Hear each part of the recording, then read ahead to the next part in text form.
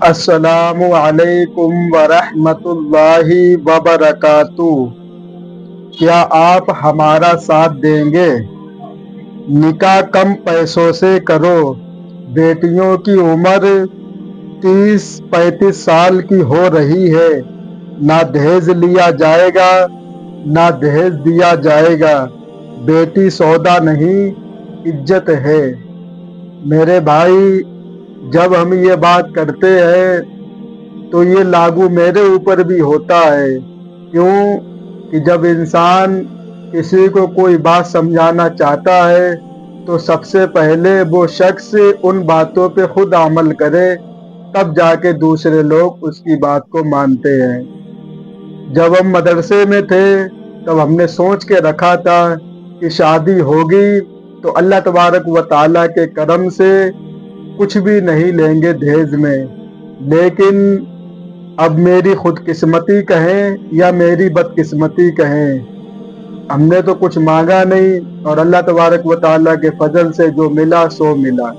تو میرے بھائی، ملا تو ہے ہمیں، لیکن یہ بات تو کی جائے گی کہ بہت سے مسلمان بچیاں جن کے ماں باپ بہت زیادہ غریب ہیں اور لڑکے والے ان کے اوپر زیادہ بوجھ ڈالتے ہیں، وہ تو ویسے بھی دیتے ہی اپنی لڑکیوں کو، لیکن مسلمان جن کے لڑکے ہیں، پڑھے لکھے ہیں، اتنا دباؤ ان کے اوپر ڈال دیتے ہیں کہ انہیں وہ رشتہ ختم کرنے کی نوبت آ جاتی ہے۔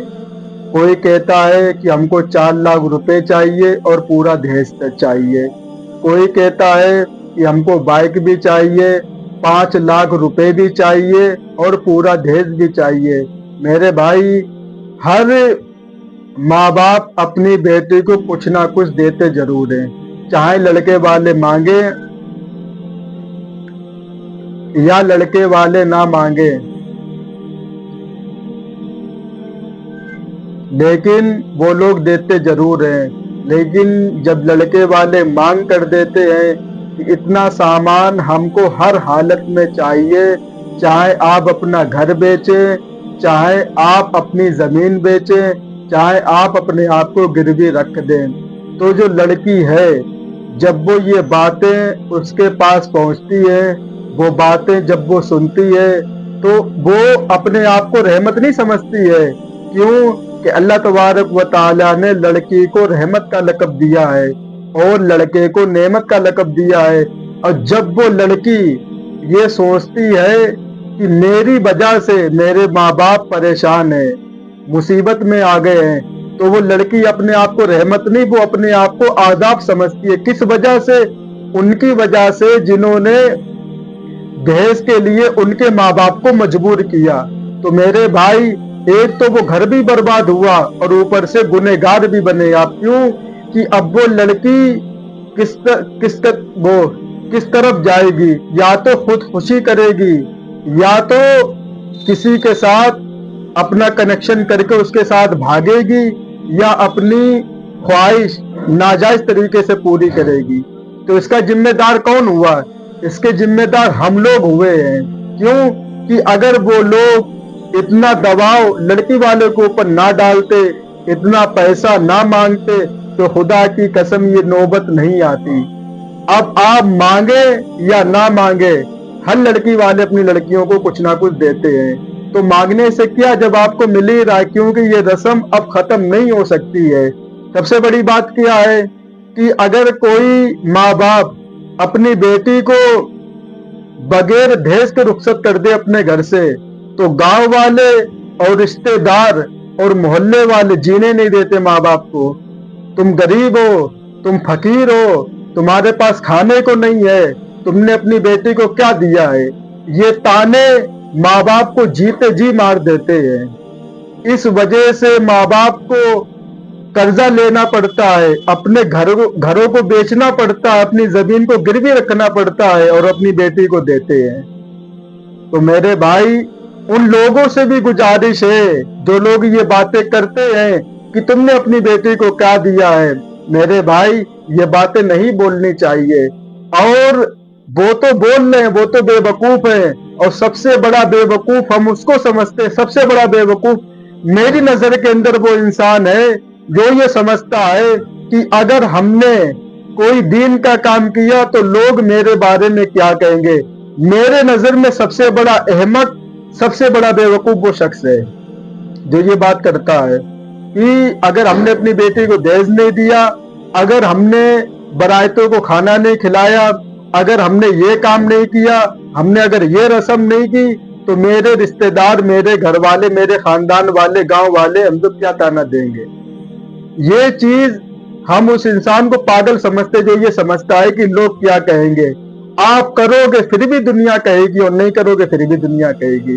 تو میرے بھائی اب آپ یہ بتائیں، سب سے ایک بات جو ہر سوال کا جواب ہے، ایک بات کیا کہ آپ یہ بتائیں آپ دنیا میں اللہ کو راضی کرنے آئے ہیں یا لوگوں کو راضی کرنے آئے ہیں؟ پہلے آپ یہ بتائیں، جب قبر کے اندر جائیں گے تو دنیا ساتھ دینے آئے گی یا اللہ تمہارا سہارا بنے گا؟ پہلے یہ بتائیں، دنیا میں کتنے سال رہو گے؟ زیادہ سے زیادہ 40 سال، زیادہ سے زیادہ 60 بس، کیونکہ آج کل جو ہماری خرافاتیں ہیں اور جو ہماری خوراکیں ہیں جو ہم لوگ کھا رہے ہیں، اس لحاظ سے دیکھا جائے تو 50 سال بھی بہت ہے ہمارے لوگوں کے لیے، 50 سال بھی بہت ہے ہمارے لوگوں کے لیے۔ کیوں کہ انسان وہ چیزیں کھا رہا ہے جو اس کو نقصان پہنچا رہی ہے، اور جو چیزیں اس کے لیے فائدے مند ہیں، جو اللہ نے جن چیزوں کا قرآن میں ذکر کیا ہے، مسلمان ان سے اپنا منہ موڑے بیٹھا، بدبو آتی ہے اس کو ان چیزوں کھانے سے۔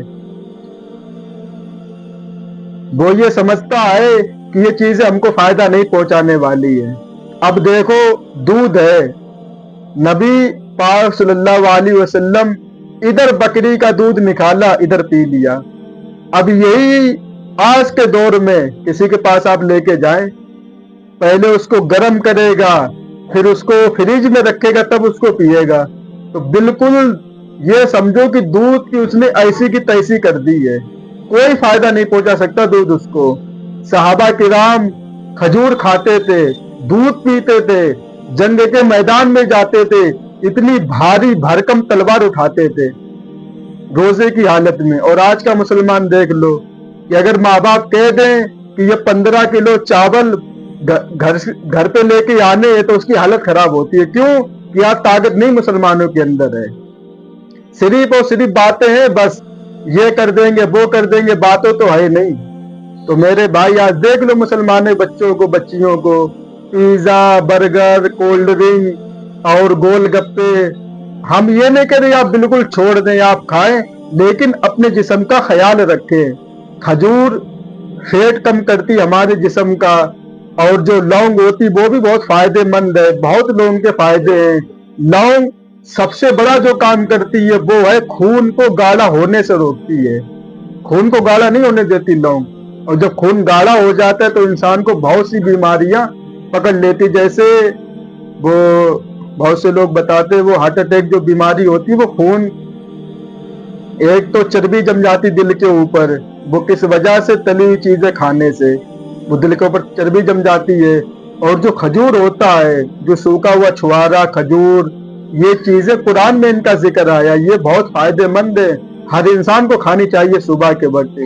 نبی پاک صلی اللہ علیہ وسلم نے فرمایا اگر کوئی مسلمان صبح کے وقت 5 اجوا کھجوریں کھا لے، اگر کوئی زہریلی چیز اس کو کاٹ بھی لے تو خدا کی قسم اس انسان کو کوئی نقصان نہیں پہنچے گا، یہ حدیث میں لکھا ہوا ہے۔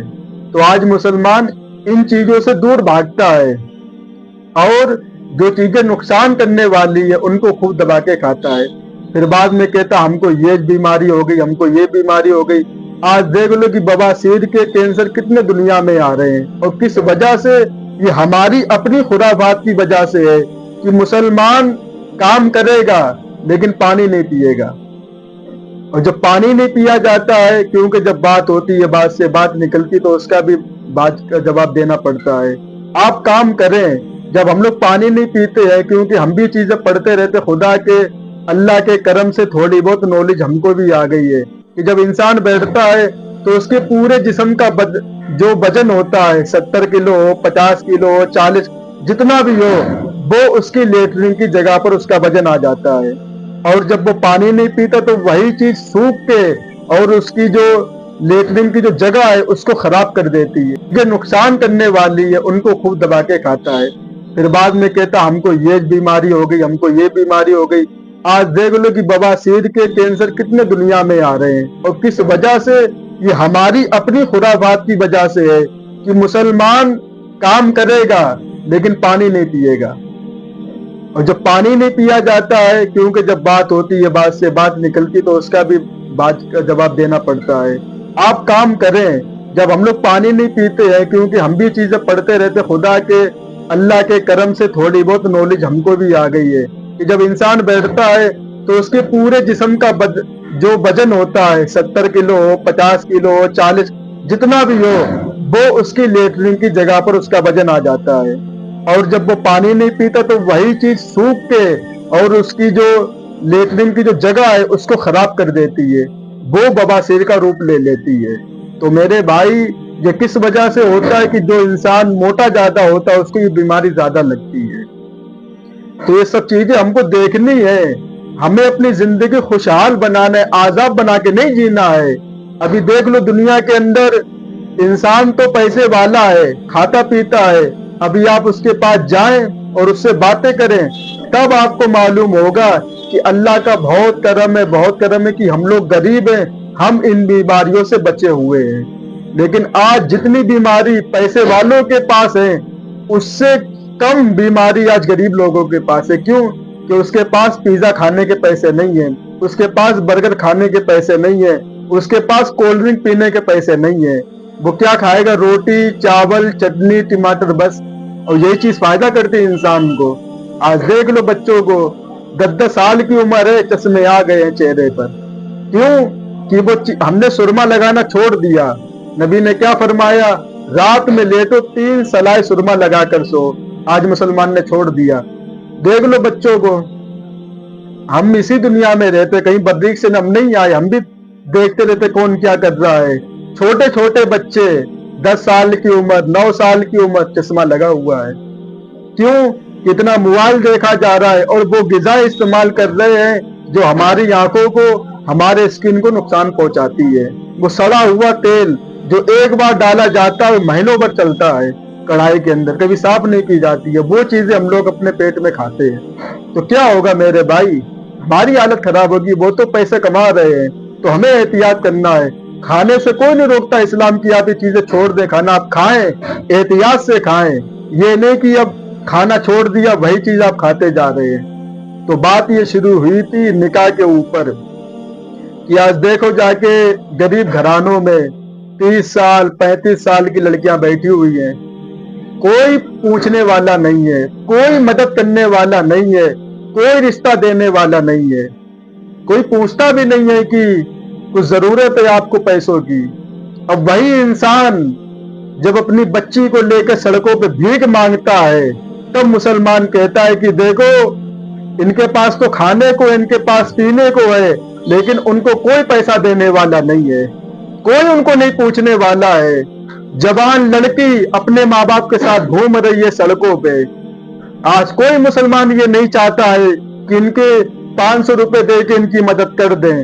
آج کوئی پوچھنے والا نہیں ہے، سب تانے مارتے ہیں کہ ان کا صرف یہی کام ہے۔ کام ان کا نہیں ہے، ہم لوگوں نے ان کا کام بنایا ہوا ہے۔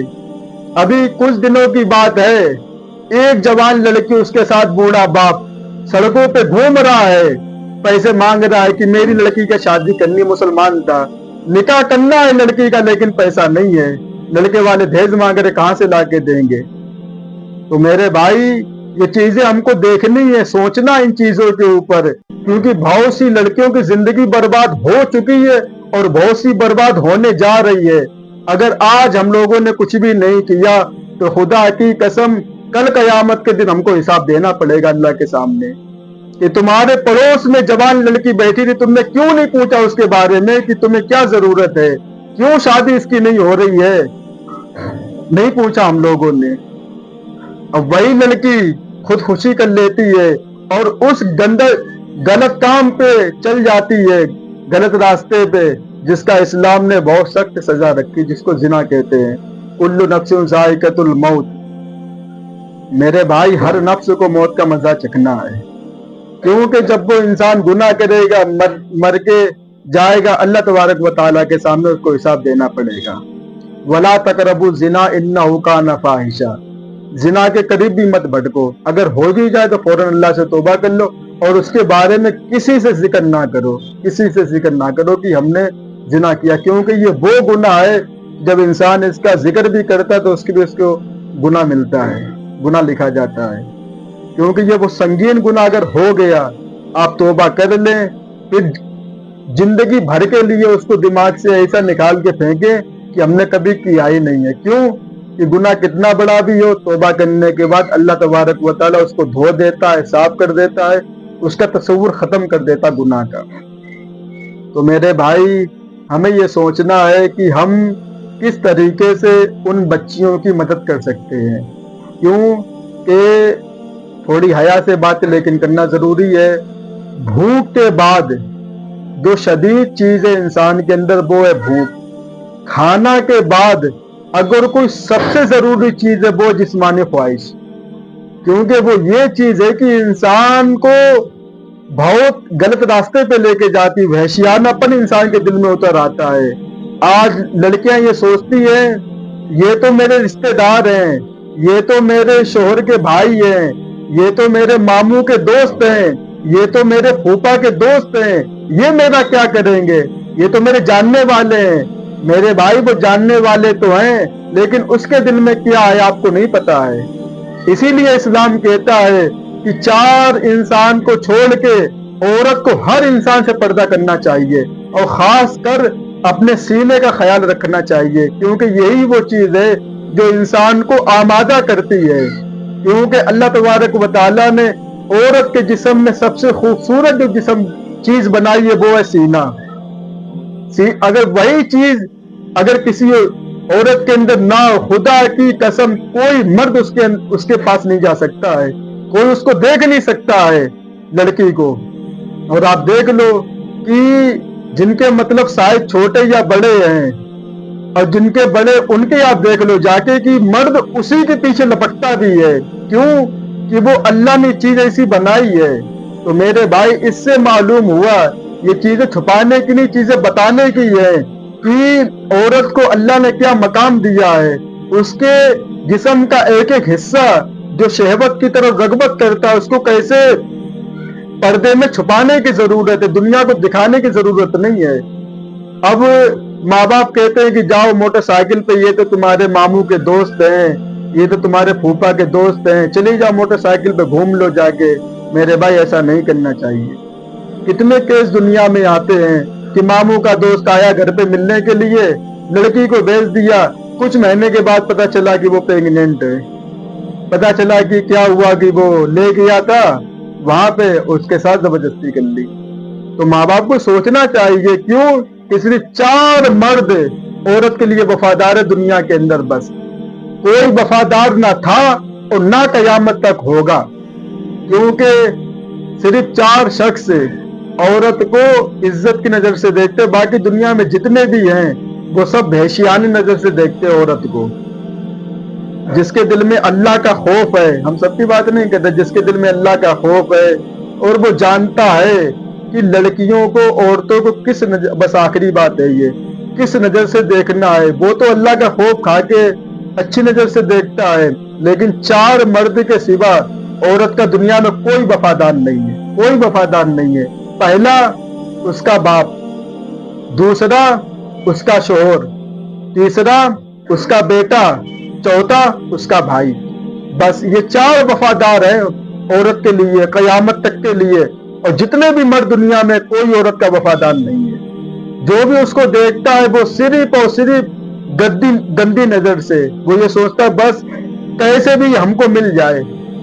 تو میرے بھائی عورت یہ نہ سوچے کہ یہ میرے رشتہ دار ہیں، یہ میرے ماموں کے بھائی ہیں، یہ میرے شوہر کے بھائی ہیں، یہ پھوپھا کے دوست ہیں، یہ تو ہم کو بھی بہن کہہ کے بلاتے ہیں، بھانجی کہہ کے بلاتے ہیں، رشتے میں لگتے ہیں بھانجی. تو یہ میرے ساتھ کچھ بھی ایسا کچھ بھی نہیں ہے. وہ تمہارا رشتہ دار بعد میں، پہلے وہ مرد ہے. کیونکہ جب جو 3 لوگ بیٹھتے ہیں، جو عورتیں ان کے پاس جاتی ہے، اپنا ہاتھ دیتی ان کے ہاتھوں میں، تو اسلام کیا کہتا ہے؟ پیر بعد میں ہے، پہلے وہ مرد ہے. پیر بعد میں بنا, پہلے مرد تو بھی بنا ہے, تو پہلے وہ